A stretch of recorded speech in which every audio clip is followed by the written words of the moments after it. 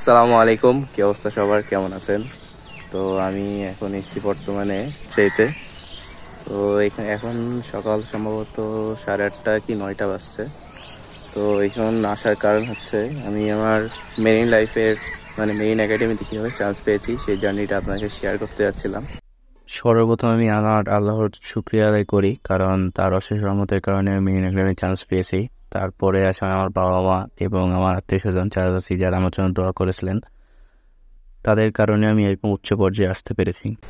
তো যেহেতু এখন একটা নতুন পরিচয় এসছে, এতদিন পরিচয়হীনভাবে ঘুরছিলাম, কারণ কোনো ভার্সিটিতে তখন চান্স হয়নি।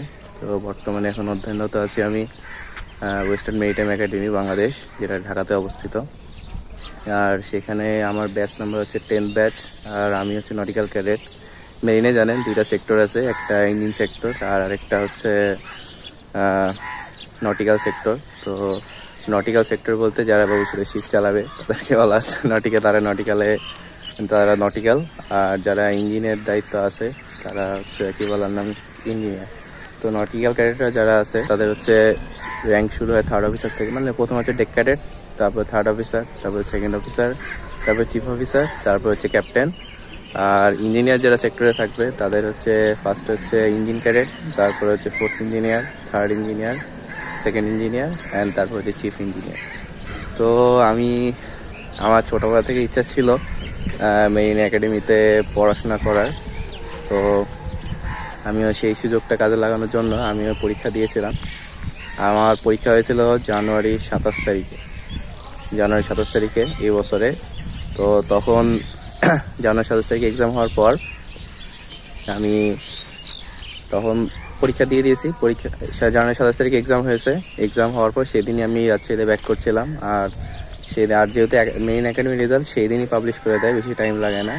তো আমি রেজাল্ট পেয়েছিলাম 5টার সময়। তখন দেখছি আমি সিলেক্টেড হয়েছি। ভাইভা ফার্স্টে তো রিটেন এক্সাম হয়, তারপরে হচ্ছে ভাইভা, তারপরে হচ্ছে হাইট অ্যান্ড ওয়েট, তারপরে হচ্ছে পুশ আপ আর রোপিং।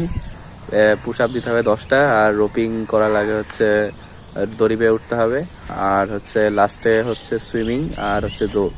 তো এই 4টা ধাপ আছে। 4টা ধাপ পার করার পর একাডেমিতে আপনি সিলেক্টেড হবেন। আমি তখন বললাম কেন 4 ধাপে হয়ে থাকে, কারণ যেদিন রিটেন এক্সাম হয়, রিটেন এক্সামের পর যখন ভাইবার ডেট আসে সেদিন ভাইবা, হাইট অ্যান্ড ওয়েট আর সাথে আই টেস্ট একসাথে হয়েছিল আমাদের।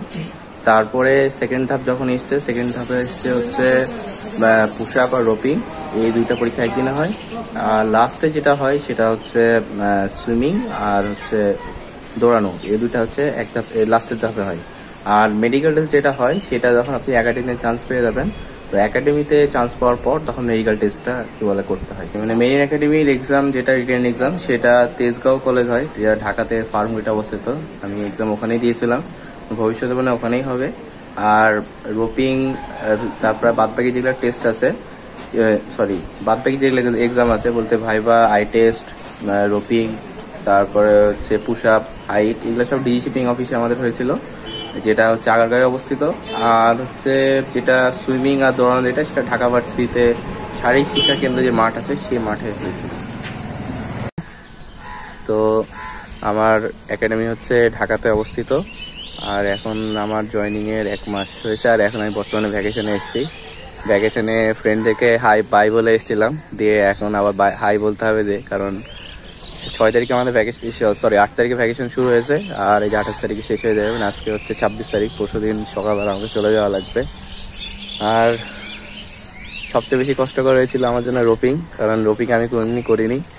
তো আমি রোপিং আর হেভি ওয়েট আমার হয়ে গেছিল, আমার বিএমআই বেশি হয়ে গেছিল। বিএমআই বেশি হওয়ার কারণে ফার্স্টে আমি বাদ পড়ে গেছিলাম। তো ওরা আবার রিটেকের দেখলাম সিস্টেম ছিল। রোপিং আমি বাড়ি থেকে প্র্যাকটিস করে গেছিলাম, একদিনে আমি রোপিং করা শিখেছিলাম। দড়ি কিনে নিয়ে এসে বাড়িতে টাঙিয়ে তারপরে গেছে রোপে উঠেছিলাম। ওটার একটা লং কাহিনী আছে, ওটা নাহলে অন্যদিন কোনো একটা ভিডিওতে বলবো। আর আমার ওয়েট একটু বেশি হয়ে গেছিলো। ওয়েট বেশি হয়ে যাওয়ার কারণে তখন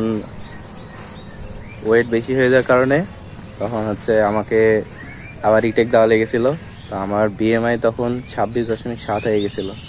তো তারপরে আমি কি করলাম, আমি ওয়েট কমিয়েছিলাম। তো আমাকে 5 দিন পর আবার রিটেকের এক্সাম ছিল ওদের, মানে আবার আমি যে চাইলে রিটেক অ্যাপ্লিকেশন করে আমি এবার ওয়েট মাপাতে পারবো।